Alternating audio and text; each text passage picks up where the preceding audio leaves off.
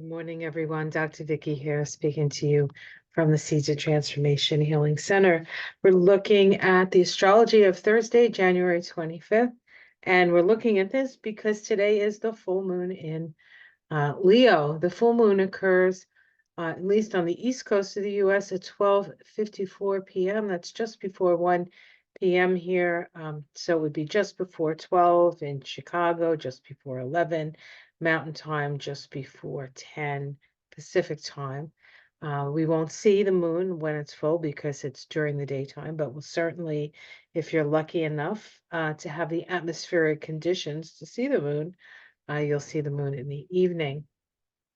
Now, the full moon is always the halfway point of the lunation cycle. All lunation cycles begin with a new moon, and we had that new moon occur in Capricorn, 21 degrees of Capricorn to be exact. Now, the moon is halfway through its cycle. The seeds planted at the new moon have come to fruition, and those seeds are seeds of Leo. We have the moon in Leo over here, and of course the sun is going to be exactly opposite in Aquarius, and we can see that the sun is in a very close conjunction to Pluto here. All right. Interestingly enough, this sun falls right on Volodymyr Zelensky's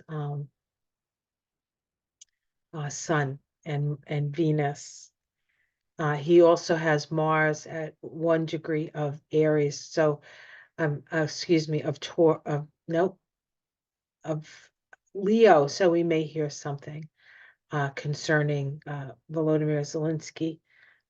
Just an aside that sort of popped out into my head. This particular full moon is actually in a very tight square to Jupiter in Taurus.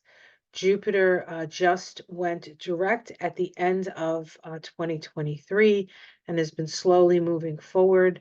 It is at 7 degrees of rounding up. It's at 7 degrees of Taurus, and of course, the sun and the moon are at 6 degrees of their signs. The square to Jupiter brings the awareness of expansion in Taurus, which is about resources and resourcefulness to bear on this full moon. We also have another T-square in this chart. Yes, that's my cat's tail. Okay, all right, he's going down. He had to sit on his mother for a little bit. With Mars and Mercury actually both square the nodes of the moon in Capricorn. This isn't really part of the full moon per se. I mean, it's part of the full moon because it's happening at the same time of the full moon. So we always have to take it into consideration. But as Mars and Mercury square the nodes of the moon, the resolution node here is the south node in Libra. And so we do need to look at how our actions, especially our actions as a leader, and what we say as a leader needs to be looked at through the past, through the lens of the past, before we can move into the future. We also have Chiron square Mars here. This really feels like the situation in Gaza to me, and perhaps the United States. And I mentioned the United States because this is a chart. Well, this is a chart for everybody, right? The full moon chart is the full moon chart for everybody. It's just where it falls that matters for country to country, right? And so this is about money. This is about taxes here. And so a relook at how we perhaps spending our resources, our shared resources, and how we're moving in a new direction connected to group, 11th house here, Chiron, the wound, and of course, the United States. We may not know this, but the United States is having a Chiron return this year. There are 3 exact Chiron to Chiron conjunctions.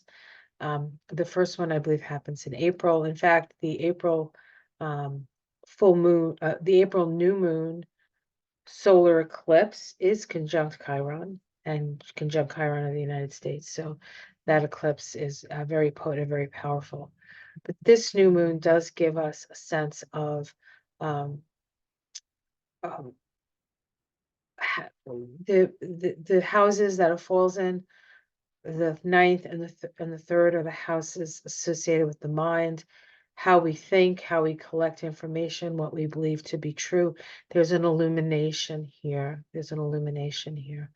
Um, so let's look at this, the Sabian symbols, because I think that having Jupiter square the nodes from the 12th house is also seen in these symbols. So we have the moon at 6 degrees of Leo, an old-fashioned woman and an up-to-date girl, the impermanence of values. What is thought important, moral, or even courteous changes very quickly from one generation to the next, making an opposition to the sun at 6 degrees of Aquarius, a performer of a mystery play, our roles as agencies of higher forces. Not only do we live out our human lives in simple workaday ways, but we also serve the function of bringing higher mysteries to the earth, channeling ancient archetypes in your own unique fashion.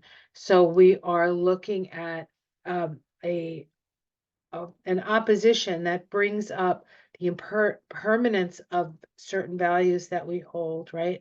And then on the other side, the mysteries, right? The ancient mysteries that are true, no matter what we value. Okay, so there's that opposition, and of course it's squared by Jupiter, which is what we believe, and in the sign of what is important to us and what is essential in our lives. So, this is a bit of a spiritual awakening, perhaps a spiritual crisis point in which we have to decide which direction we are going to be moving in. The full moon in Leo is a very expressive moon. It's about putting out saying things or creating things. So it's also a very creative moon. And we have a lot to work with, and we have a lot to deal with at this time, but we also have a lot to work with. The vibration of the day is a 34/7, which is the Eight of Wands in the tarot. It's associated with Mercury on the Tree of Life. And so we do have Mercury square the node, so that's getting pulled in through the vibration of the day. But the Eight of Wands is about information coming in fast and furious and figuring out how you're going to navigate and integrate that into the mind. And of course, Mercury is the natural ruler of the third house. So we can see all these connections. Know that there's going to be a lot of downloads in this for this full moon, a lot of creative potential, and a lot of opportunity to do it differently. Have a great day, everyone. Like and subscribe if you would, if you're interested in taking my beginner's astrology course. There are still openings. I have a Monday night class, 7 to 9 p.m. starting on the 5th of February. That goes for 6 consecutive Mondays. All classes are recorded, so if you can't make every Monday, you'll still get the class.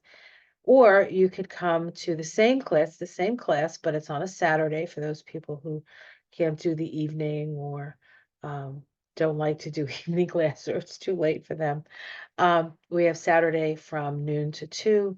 That begins actually on the 3rd. So the Saturday class actually starts on Saturday, and then the next Monday we have the Monday class. That's also 6 weeks. It's also recorded, and hope to see some of you here. I know that you're interested and you enjoy the way I look at a chart, and I think beginner's astrology is a great start. You don't have to know anything about astrology, or you could know something about astrology. It's all going to be helpful for a deeper understanding of the heavens and how they affect you and how they affect people in your life and how they affect all of us. Have yourself a great day, and I'll see you again tomorrow. Take care, everyone. Namaste.